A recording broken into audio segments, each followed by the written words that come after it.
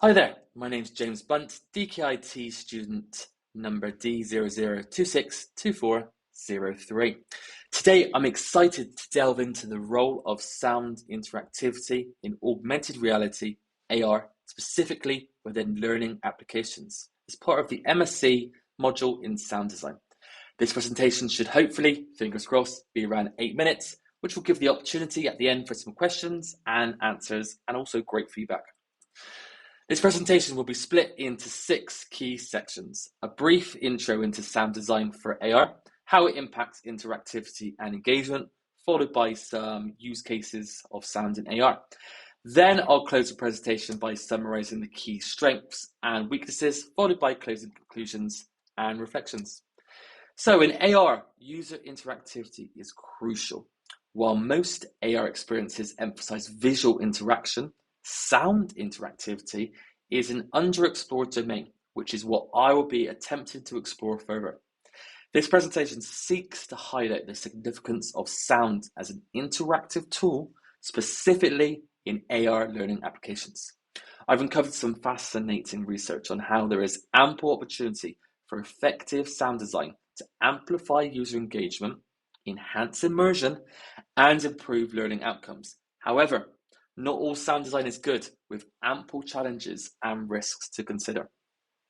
One key surprise research finding from my literature review to share early is that it seems like sound has traditionally been a passive backdrop across AR experiences. In fact, many AR experiences often feature non-interactive, low-key background music, or actually more often, zero sound elements, which is a big difference compared to the types of interactive and immersive sound elements that you often benefit from in VR experiences, where users responding to audio cues are often an essential part of the experience. So the question to explore here is, what if sound become a dynamic, interactive layer in AR learning experiences? Upon research, it seems that over the past decade, the importance of sound in XR has been increasingly acknowledged, especially as spatial audio technologies have improved, which creates a 3D auditory environment. The research clearly indicates also a positive relationship between interactivity and engagement. Simply put, the more we interact, the more engaged we are, which leads to better learning outcomes. In fact, in a study by Slater and Wilbur, who looked at the role and effectiveness of virtual learning environments, they demonstrated that 27% of learners achieved a higher task performance with increased immersive interactivity and engagement opportunities. In AR learning, sound is more than just an accessory. I think it's pivotal to the learner's journey. So let's dive in deeper. First, sound aids in retention. Imagine a scene where a user learns about birds. Just seeing the bird is informative, but hearing its unique chirp can leave a lasting memory cue, making it easier to remember. Second, motivation. Auditory elements such as cues or even background music can make a learner curious and eager to discover more. Think about how a captivating soundtrack in a movie keeps you hooked. Lastly, enjoyment. We've all heard the phrase, "it's music to my ears." So in AR, a well-designed soundscape can make the difference between a bland experience that doesn't impact you or one that's truly delightful and can really help you grow. Let's look at a couple of good use cases now where sound has been used to enhance AR learning experiences. Firstly, we have Starbucks China, who created this cool AR experience literally years ago.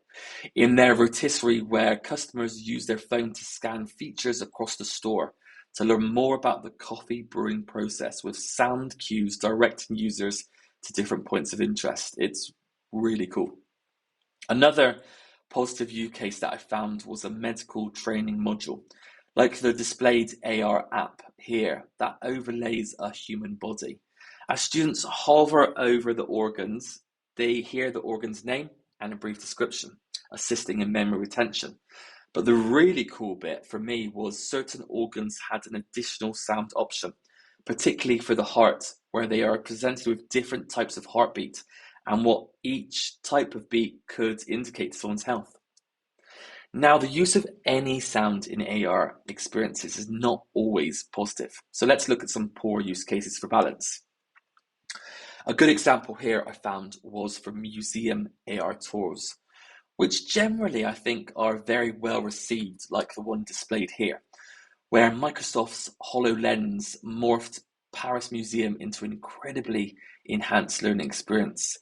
While such an experience showcases the power and potential of AR in learning, there were apparently initial observations where the spatial audio didn't align perfectly, with the visual holograms causing a sense of disorientation in the experience. So that's certainly a concern. The advantages and opportunities of sound design in AR learning experiences are vast. Sound enhances immersion, making scenarios more believable. Moreover, it can be super accessible for learners with visual impairments. However, as already mentioned, there are challenges. An overload of sound in any immersive experience can be distracting, and if not well designed, it can be a hindrance rather than a help. The key lies in balance. Sound design must be intuitive and clear, and we need to ensure repetitive or annoying sounds are avoided. So, I've been James Bunt, and that's been my investigation into sound interactivity across AR learning experiences and how it can enhance user engagement. A key and final concluding statement from me is an appreciation that the use case for AR is of enhancing real-world experiences, which probably needs more of an intentional and balanced use of sound design to achieve user engagement. And now this is very different to VR experiences, which demand more immersion to achieve that sense of presence for VR to be effective. Thanks for listening. I now welcome any questions and super positive feedback.